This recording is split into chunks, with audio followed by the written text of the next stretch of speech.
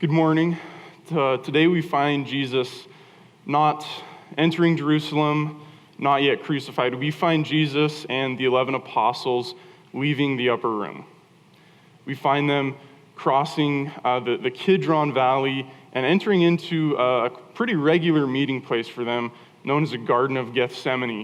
If we go to the next slide, we can see these are some olive trees in a possible location for the Garden of Gethsemane. So imagine Jesus and the 11 here surrounded by these gnarled, large olive trees.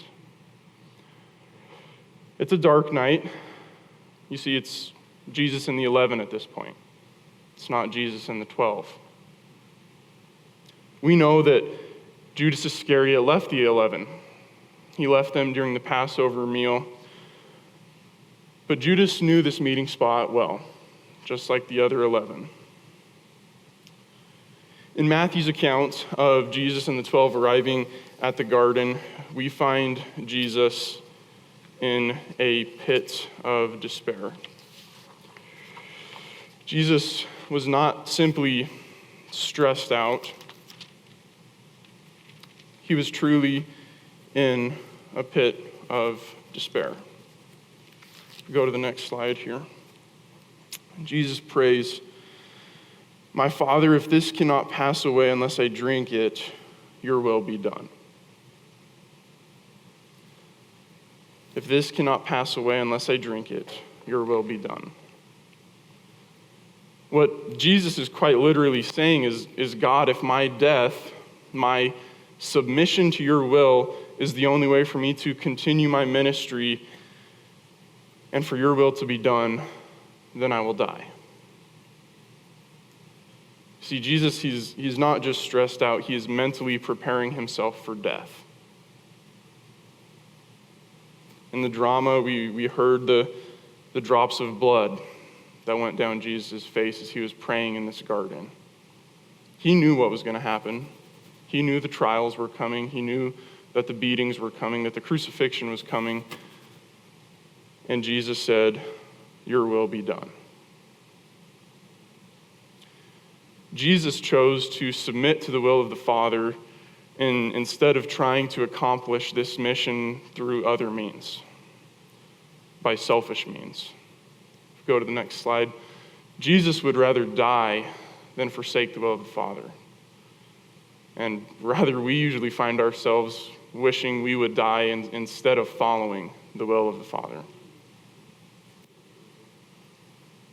After this prayer, Jesus, he returns to the 11, and soon to be the 12th apostle shows up. Judas arrives, and he arrives with the Roman soldiers, with the Pharisees, and he arrives with a choice in his heart. Judas, in contrast to Jesus releasing his will, Judas takes his own desires and he holds on to them as tightly as he can. Judas made the choice to follow his own will. He refused to relinquish his own desires. Judas would only submit to himself. Throughout the life of Judas, we see this attitude over and over again. Most notably, we know that Judas was known by the other 11 as a thief. The other 11 knew that Judas, he would steal money used for the ministry of Christ. This instance of Judas betraying Jesus was not the first time that Judas had grasped on tightly to his own will. Judas had lived a life of grasping onto his own will, while he watched Jesus live a life of releasing his will to the Father. Jesus didn't try to hide when the Roman soldiers arrived, when the Pharisees arrived, armed with torches. He acted honestly. He stepped forward and said, "Whom do you seek?" They replied, we seek Jesus the Nazarene. And Jesus, in response to this, he says, "I am he. I'm the man that you seek." But he is not simply saying, "I am Jesus the Nazarene." He says, "I am he, and the crowd fell to the ground. This I am statement, it shows the location of the authority that night in the garden. The authority wasn't with Judas, who was going to be slightly richer for betraying his friend and the Messiah.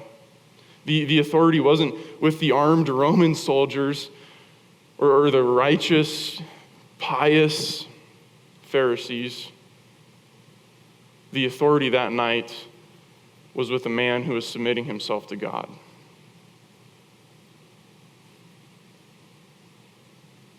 If we go to the next slide here.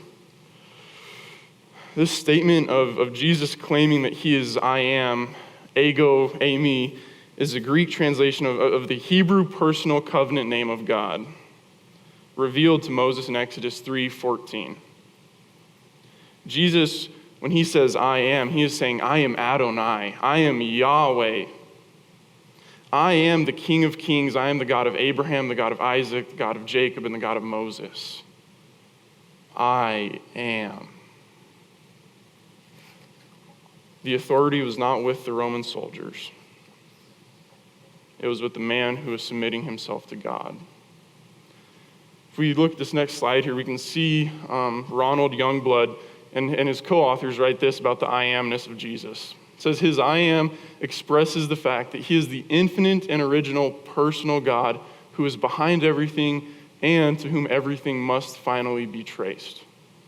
I am who I am signals the truth that nothing else defines who God is but God himself. John, in his gospel, records 7 instances of these I am statements here. Jesus has said, I am the bread of life. I am the light of the world. I am the gate for the sheep. I am the good shepherd. I am the resurrection. I am the way, the truth, and the life. I am the true vine.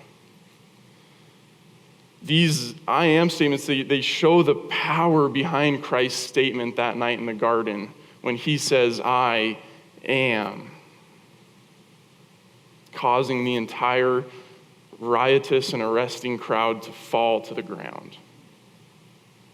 It was so much more than I am Jesus. He was saying, I am Yahweh. This I am statement, though, it's ironic. It's the ironic climax of Jesus' I am statements, because with this statement, Jesus is relinquishing his own will, his own power. He's relinquishing it to the I am Father. Jesus is no longer taking control of the situation. He is saying, God, your will be done. I am the bread of life. I am the way, the truth, and life. Jesus is relinquishing this to say, God, your will be done. He's giving himself up for the sake of his commission, so that he can, as Tim Mackey says, establish his upside-down kingdom. So he can bring the heavenly kingdom on earth. By giving himself up, Jesus isn't surrendering. He is preparing to enter into the true battle. He's literally preparing to fight death and sin. That's a battle that none of us can imagine, because if we could, I don't think we would remain sane. And Jesus said, I am going to go fight that battle. I will submit to the will of the Father. He relinquished his own desires so that the will of the Father would be done. When the soldiers arrived, Christ acted honestly. He didn't scream in resistance. He didn't try to run away. He didn't try to stage a rebellion. He spoke honestly. He chose to submit to the will or the commission of the Father. If we go to the next slide, Jesus chose to commit to his commission. Jesus gave up self and he chose selflessness. He gave up pride and he chose humility. After Jesus said, I am, being arrested, hands tied behind his back, Peter, the leader of the 12, he drew out his sword and he struck Malchus, the servant of the high priest, cutting off his ear. And Jesus, again, in a commanding voice, he showed where the authority was that night. He said, "Peter, put the sword into its sheath. The cup which the Father has given me, shall I not drink it?" The authority wasn't even with the friends and followers of Jesus. The authority was with a man who was submitting himself to the will of the Father. Jesus, he was so serious about giving up his own will, about dying in submission to the Father, that he immediately rebukes his friend and follower when his friend tries to stop Jesus from submitting. Jesus immediately rebukes him. If we go to the next slide here, Jesus did not let his friends stop his submission to the Father. Jesus was then arrested. He was taken before Annas, the high priest, and father-in-law of Caiaphas, the newly appointed high priest. Jesus would face trials with these men before he would go to Pilate for his final trial. And Peter and John, they followed Jesus during his arrest. Peter, while waiting for Jesus' rigged trial to finish, to take place, he was questioned by other people in the court outside of the trial, asking him whether or not he was a follower of Jesus. And he said, "I am not. I am not a follower of Jesus." Jesus, in humble authority and power, said, "I am." And Peter, in fear, in grasping on to his own will, his own desires, said, "I am not a follower of Christ." As Peter was choosing to not submit to the Father, but to save himself, we find Jesus again submitting to the Father, in contrast to Peter. In verse 20 of chapter 18, here we have, says, when being questioned by the high priest, Jesus answered him, "I have spoken openly to the world. I always taught in synagogues and in the temple where all the Jews come together, and I spoke nothing in secret. Why do you question me? Question those who have heard what I spoke to them. They know what I have said."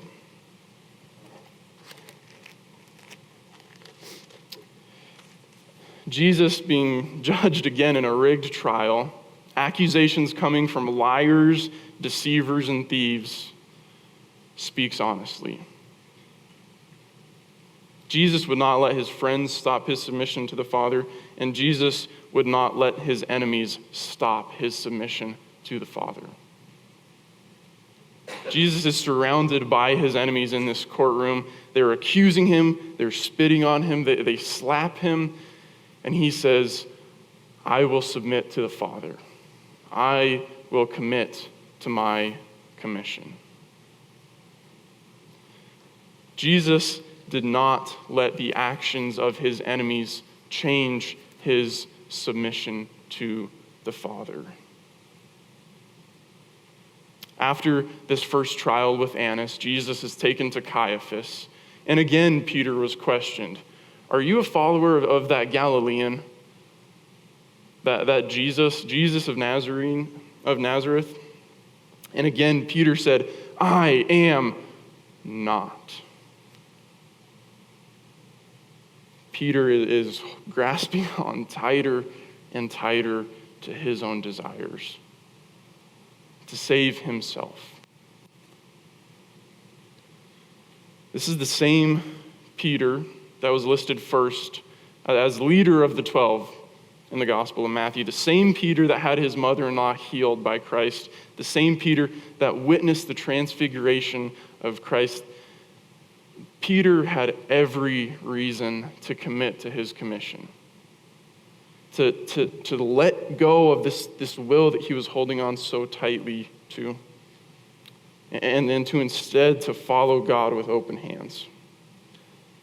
And yet he didn't. At this moment, Peter chose to follow himself. After taking Jesus to Annas and then Caiaphas, the Jewish high priest, the Jews brought Jesus to the Praetorium, the residence of Pilate, the Roman governor of Judea. The Jewish leaders, in similarity to Peter, they did not commit to their commission. In the Old Testament, priests, they were supposed to be holy. They were supposed to be set apart from everyone in the nation of Israel. They were set apart for the service of God, the service of the nation. Priests were set apart to be a holy people. And here they are, nothing less than simple political figures, using their power to arrest Jesus. These Jews had given up their heavenly commission, taking Jesus in bondage into the residence of Pilate. These Jews have chosen to not commit to their commission. Jesus is then taken into the residence of Pilate, and Pilate begins to question Jesus. Pilate asks Jesus, "Are you the king of the Jews?" And here we have Jesus' response. "My kingdom is not of this world. If my kingdom were of this world, then my servants would be fighting so that I would not be handed over to the Jews. But as it is, my kingdom is not of this world." Jesus knew what his commission was. It was not to establish an earthly, powerful kingdom with Peter at his left hand. Jesus knew that his commission was to bring the heavenly kingdom on earth. Pilate, he replied to Jesus, "So you are a king then?" And Jesus responds, "You say correctly that I am a king. For this I have been born, and for this I have come into the world, to testify to the truth. Everyone who is of the truth hears my voice." Pilate, asking a semi-philosophical question in response, says, "What is truth?" And he walks away. This question, "What is truth?" brings me back to one of Jesus' "I am" statements. In John 14:6, Jesus says, "I am the way and the truth and the life. No one comes to the Father but through me." At this point, Jesus, he's rebuked his friends for trying to stop his submission to the Father. After rebuking his friends, he endured the accusations and the lies of his enemies, the Pharisees, enduring those so that he would submit to the will of the Father. And now, Jesus has chosen, when questioned by Pilate, here in the next slide, neither an enemy nor direct friend of Jesus, Jesus has chosen to not let Pilate stop him from submitting to the will of the Father. Pilate found no wrong in Jesus. He began questioning Jesus, and he gave Jesus an opportunity to answer differently to what is the truth, to answer differently to, "So you are a king." And instead, when asked these questions, Jesus submitted to the will of the Father.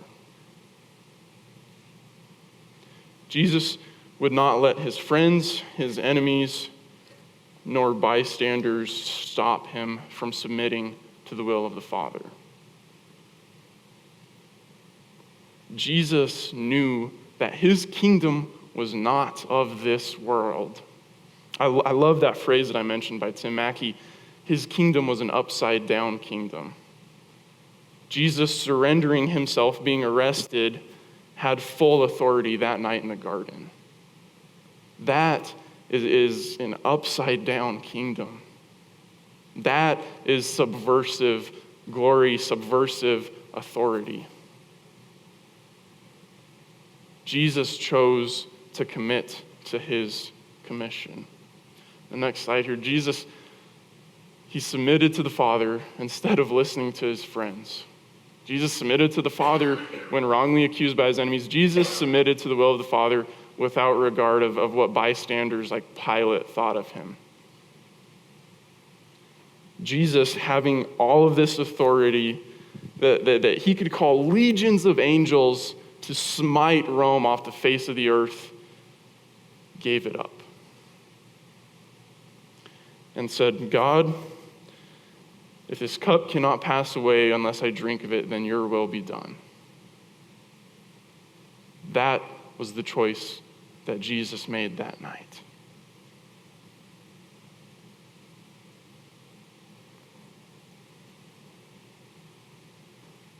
John 18 shows us perfectly what subversive glory is. It's not weakness. It's not apathy.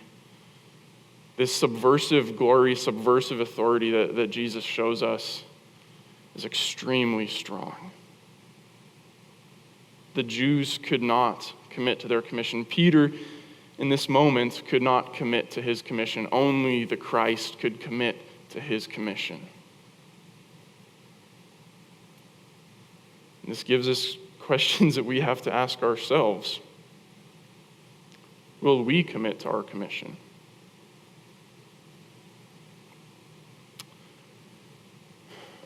When our friends tempt us to follow our own will and say, well, does it really matter if you sleep with your boyfriend or your girlfriend? If you're going to marry them anyways, why does that really matter? When our friends tempt us to let go of the will of the Father, we have a choice. We have a choice to commit to our commission and submit to the Father, or to submit to ourselves. When our enemies ridicule and attack us, we have a choice. To commit to our commission and submit to the Father, or to buckle and submit to ourselves. When bystanders like Pilate question us and wonder why anyone would be a Christian, when bystanders ask questions, what is truth? We have a choice. To commit to our commission and submit to the Father, or to submit to ourselves. Jesus chose to give himself up for the will of the Father. Jesus painted a picture of what we need to do. We need to do the hardest thing that a person can ever do. We need to kill our pride. We need to put our pride and our pomp to death and say, God, I will submit to you and I will commit to my commission. God, before I am a student at BBC, before I am a conservative or a liberal, before I am a son, a daughter, a father, a mother, God, I am yours, and I submit to your will.